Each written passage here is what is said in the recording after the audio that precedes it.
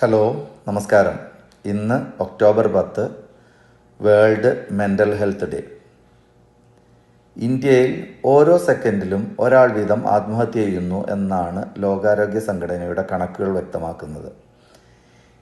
ഇതിൽ വലിയൊരു വിഭാഗം വിഷാദവും സമ്മർദ്ദവും അനുഭവിക്കുന്ന വിദ്യാസമ്പന്നരായ യുവതലമുറയാണ്. നമ്മുടെ സമൂഹം വിജയത്തെ മാത്രം പ്രാധാന്യമാക്കുന്ന രീതിയിലേക്ക് മാറിയിരിക്കുന്നു. നല്ല മാർക്ക്, നല്ല കോളേജ്, മികച്ച ജോലി, ഇതൊക്കെയല്ലാതെ ആരെയും മൂല്യനിർണ്ണയം നമ്മൾ ചെയ്യാറില്ല.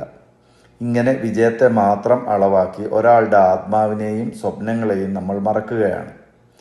എവിടെയും സമ്മർദ്ദം മാത്രമാണ്. ഇതുകൂടാതെ വിജയങ്ങളുടെ അളവുകോൽ പൈസ മാത്രമായി മാറുകയും ചെയ്തു.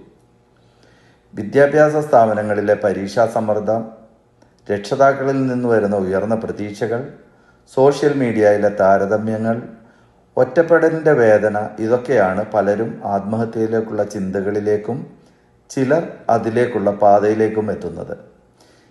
ഇത് ഒരാളുടെ നഷ്ടമല്ല. ഓരോ ആത്മഹത്യയും ഒരു കുടുംബത്തെ മാത്രമല്ല, ഒരു സമൂഹത്തെ ഹൃദയവേദനയിലേക്കാക്കുന്നു. ഇത് വളരെ ആശങ്ക ഉളവാക്കുന്ന.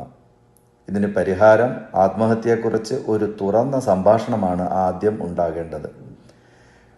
കൗൺസിലിംഗ് സേവനങ്ങൾ ലഭ്യമാക്കുക, നമ്മൾ ഓരോരുത്തരും മറ്റൊരാളുടെ കൂടെ ഉണ്ടാവുക, നമ്മൾ അവർക്ക് സുരക്ഷിതമായ ഒരിടമാണ് എന്ന് ബോധ്യപ്പെടുത്തുക, മനസ്സൊഴിയാനുള്ള സുരക്ഷിത ഇടം നമുക്കൊരുക്കാം.